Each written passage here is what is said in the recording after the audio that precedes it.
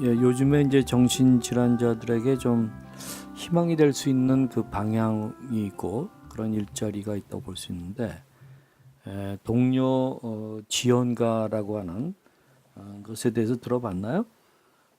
네, 그러니까, 최근에. 네, 네. 그러니까 같은 동료, 정신질환을 앓고 있는 그런 동료인데 이제 선배 동료겠죠. 뭐 한 10년, 10여 년 이렇게 알아온 분들인데 좀 회복되고 있는 중일 때 이제 초보 그 정신질환자 정신병이 발생했을 때 굉장히 어려움이 많잖아요. 그런 같은 동료 입장에서 그들을 만나주고 도와주고 사례 관리를 해주고 하는 그런 일들을 하는 건데 여기에 대한 지금 그 파일럿 프로젝트 비슷하게 했던 실험들이 임상들이 좋은 그런 사례로 많이 나오고 있어요.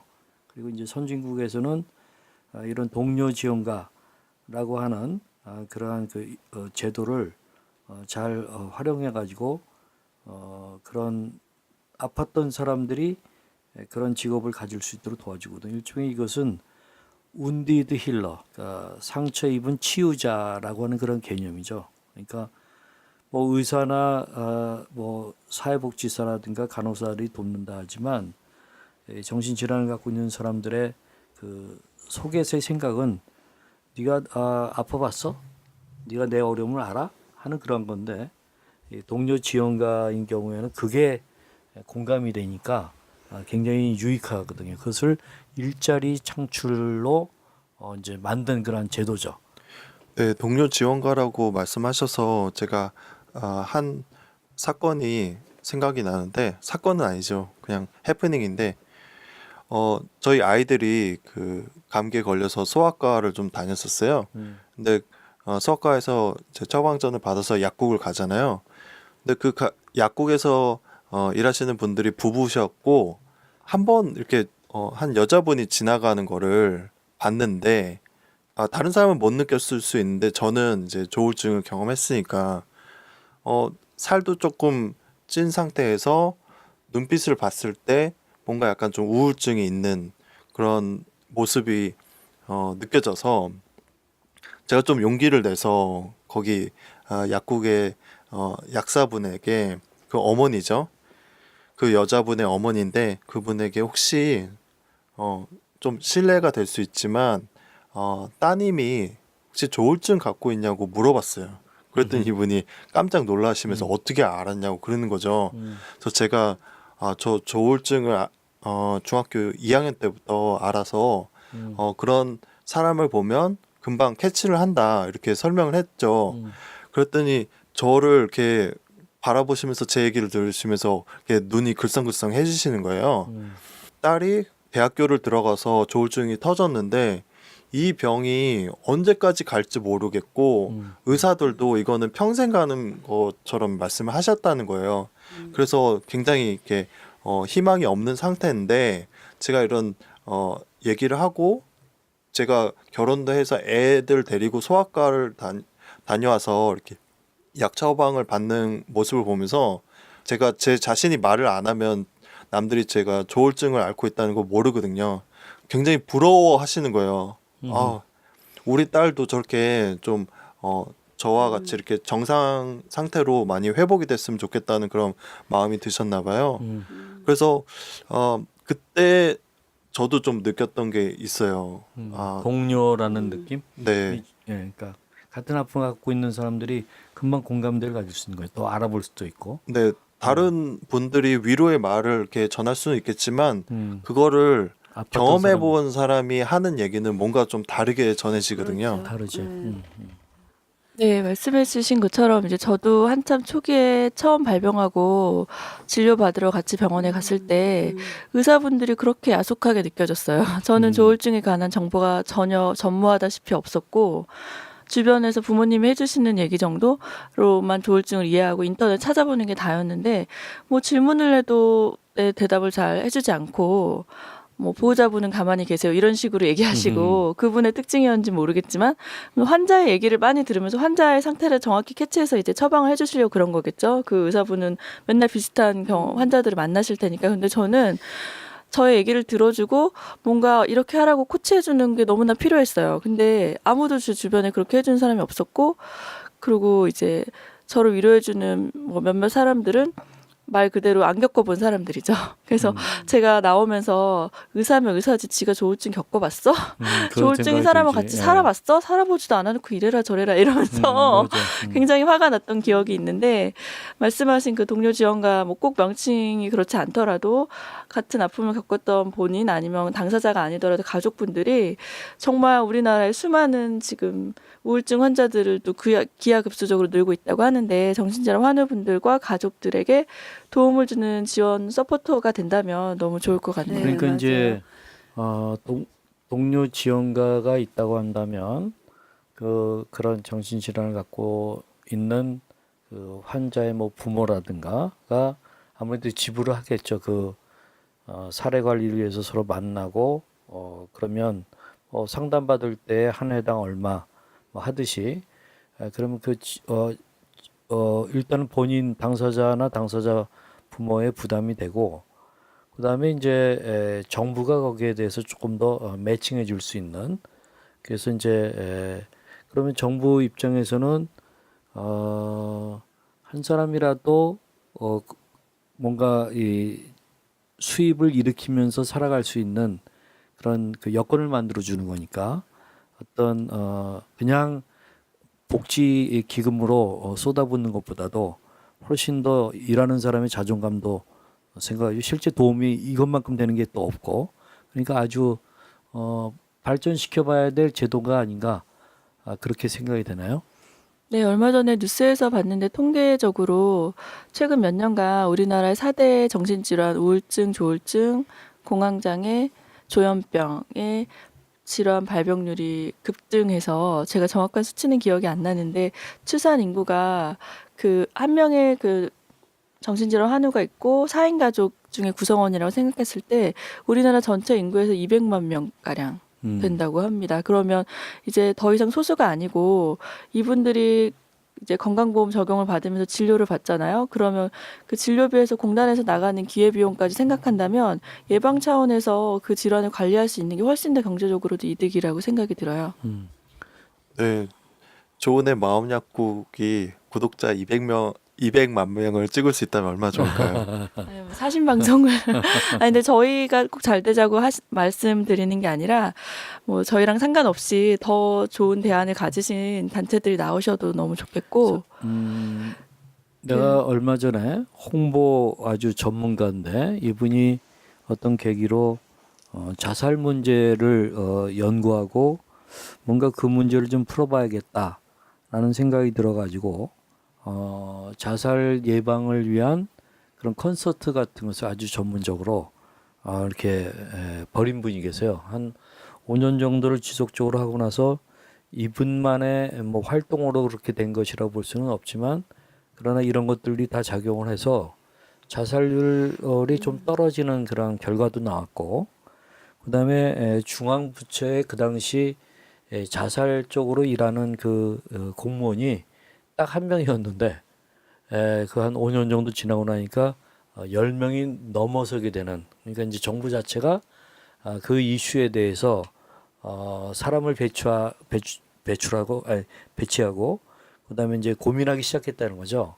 그러니까 이런 문제들을 혼자서만 풀 수가 없는 것 같거든요. 그리고 이제 우리가 알아야 되는 것은, 지금 이런 정신질환자나 그 가족들을 도울 수 있는 그런 어떤 법이라든가 사회적인 환경이 만들어지기 위한 필요한 조치라든가 하는 그런 것들이 당사자들을 빼놓고, 또 당사자 그 가족들을 빼놓고 뭐 전문가라고 해서 의사라든가 뭐 약사라든가 등등 이런 사람, 또 사회복지사라든가 등등 이런 사람들이 얘기하지만, 정작 우리가 느끼는 것은 우리를 빼고 말하지 말라라는 거죠. 그러니까 당사자들과 이 정신질환자 가족들이 좀 목소리를 더 많이 내야 될 것 같아요. 그래서 정부의 어떤 이 지배 또 통치 구조 속에 들어가서 목소리를 낼 수 있는 그런 식으로 서로 연합하고 연대하고 또 그쪽에 대변할 수 있는 전문 정말 그 출신들을 배출해서 입법 활동이라든가 또는 이 사회복지적인 그러한 것들을 만드는 그것을 잘 배려할 수 있도록 해야 된다. 그런 생각을 좀 갖게 돼요. 제가 최근에 그 어떤 한 세미나를 보면서 그 새로운 그 어떤 깨달음을 이제 갖게 되는 게 있는데, 그동안 사실 우리 두 아이 아플 때 의지했던 것이 사실 병원밖에는 없었죠. 어떻게든지 병원에 가서 의사의 도움을 받고 치료받는 거를 생각을 했는데, 요즘에 세계적인 어떤 선진국의 추세는 그 병원에서 탈원화, 그러니까 병원에서 나와서 그 병원에 의존하는 게 아니라 병원 바깥에 있는 우리 어떤 정신 건강을 위한 어떤 뭐 커뮤니티라든지 어떤 복지센터라든지 어떤 그런 거에 이제 더 많이 이제 동료 지원가의 도움을 받는다든지 이런 쪽으로 추세가 변하고 있다는 것이죠. 그러니까 병원들은 점점 줄어들고, 근데 우리나라만 해도 4조 원 정도가 정신질환자를 위해서 쓰고 있는 돈인데, 그런 그 병원의 대부분의 돈이 들어가고 한 8천억 정도만 이 병원 바깥에 있는 1,800억. 1,800억, 예. 1,800억 정도가 이 그 어떤 그런 증진센터라든지 커뮤니티나 그 병원 밖에 있는 그런 어떤 복지기관에 이렇게 어떤 서포트가 되고 있다는 거예요. 그래서 우리가 좀 더 이 질환을 갖고 있는 분들이 정말 좀 아까 조 아빠가 얘기한 것처럼 한 사람의 힘으로 안 되고 이 당사자들과 그 가족들이 좀 더 목소리를 내고 우리 자녀들이 또 우리 가족이 빨리 이제 일어설 수 있는 그런 환경들을 우리가 만들어 가야 되는 것 같아요. 그 이런 거에 대한 정신병동에만 이제 의존하는 쳐놓는 그런 형태가 아니라 이제 지역 사회에서 그렇죠. 그런 자기가 살고 자활 있는 자립할 수 있는 네. 그런 여건들을 만들고 서로 도우면서 가도록 하는 그런 방향으로 선진국의 이런 방향이 잡혀가고 있죠. 그래서 이태리 같은 데는 아예 정신병동 자체를 없앴죠. 그 정신과 의사들이 지역사회 속에서 여러 가지 자활 자립하는 것과 연대해가지고 같이 일할 수 있도록 하는 쪽으로 가고, 거기에 정부의 돈이 많이 들어가니까 훨씬 더 좋아지는 거죠. 네, 네. 맞아요. 네, 지금 얘기해 주신 것처럼 이제 정신질환 환우들을 치료를 위해서 지금까지는 정부의 뭐 입법이나 예산이나 또 우리의 인식 자체가 그것을 질병으로 인식해서 치료하는 거에 초점을 맞췄다면, 질병의 치료를 뛰어넘어서 재활과 정상적인 생활을 영위하는 것까지 나아가야 되고, 그거를 저희가 총체적으로 인식하고 정신질환 환우 본인 당사자와 가족으로서 함께 목소리를 내자, 이런 얘기를 해주신 것 같습니다. 네, 그 아까 잠깐 언급하고 넘어갔는데, 우리나라에 이제 장애인 고용 촉진법이라는 법이 있어요. 네, 상시 근로자 100인 이상 기업은 의무적으로 전체 근로자 고용 인구의 3.2% 이상을 장애인을 고용하도록 되어 있는데, 우리나라에서 공공기관조차 이 법을 제대로 지키는 곳이 많지 않다고 얼마 전에 기사가 났어요. 25% 정도? 3.2%를 채우는 곳이. 근데 그게 하고 싶지 않아서라기보다 방법을 모르는 경우도 많고, 실제로 고용이 됐는데 3.2%가 안 된다거나, 채용 공고를 냈는데 장애인이 지원을 안 했다거나, 그리고 또 채용하는 과정에서 일반인과 장애인을 똑같은 평가를 하는 거죠.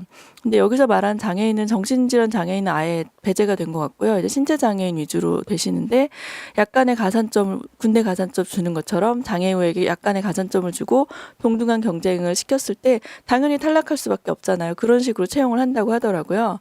근데 이런 이미 입법화돼 있는 법들 같은 경우에도 예를 들어서 장애인은 장애인끼리 경쟁하게 한다든지, 아니면 장애우의 범주에 정신질환 환우까지 같이 포용을 한다든지, 이런 식으로 해서 채용을 하는 것도 한 가지 방법이 아닐까, 사회복지 공부를 하는 사람으로서 그런 생각이 듭니다. 네. 그리고 조울증 환자가 정신 장애 등급을 받는 것이 어렵다고 하지 않았었나요? 이제 장애인 등급을 받는 게 굉장히 모든 질병이 그렇겠지만 정신질환 환우가 굉장히 까다롭다고 제가 알고 있어요. 저도 한번 트라이를 해보려고 알아본 적이 있는데, 이제 정신질환으로 장애인 등급을 받으려면 더 이상 양의학에 의해서 약물로 치료가 불가능한 상태, 이 사람의 상태가 고착화돼서 앞으로 나아질 희망이 전혀 없다라고 판단됐을 경우에만 질환자라고 판정받을 수 있는 정도의 수준이 나온다고 담당 의사분이 그렇게 설명을 해주시더라고요. 그러니까 우리가 자꾸 좀 목소리를 내서 사회적으로 어떤 합의점을 도출하도록 하는 거가 필요하다 보는데 이렇게 보면 좋을 것 같아요. 지금 우리가 주차장에 가게 되면은 아무리 차량들이 빡빡하게 주차하고 있어도 장애인 주차 공간은 비어 있는 경우들이 참 많아요. 네.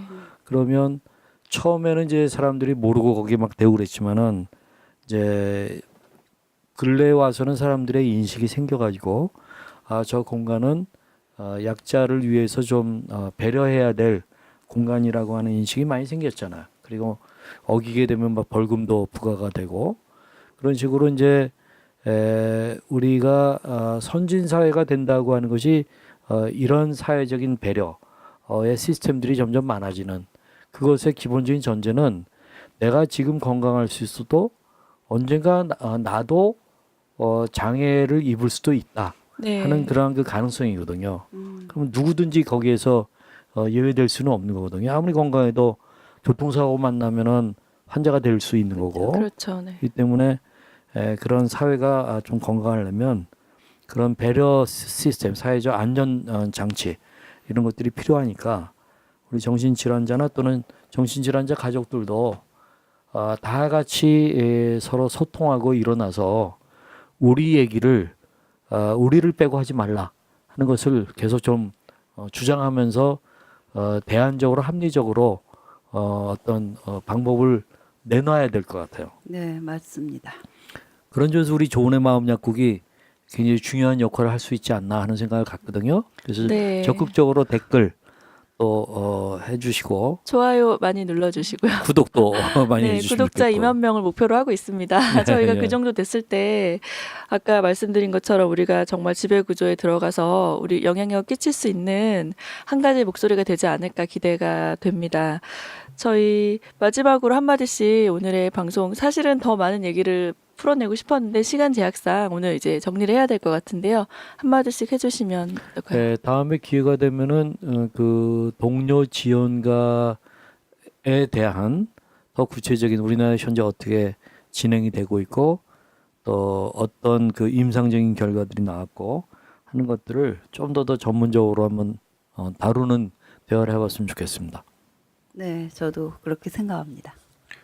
네, 얼마 전에 그 동료 지원가 그 단체의 간사님께서 저희 방송을 들으시고 참 구성도 괜찮고 좋은 피드백을 해주셔서 감사합니다, 간사님. 예, 예.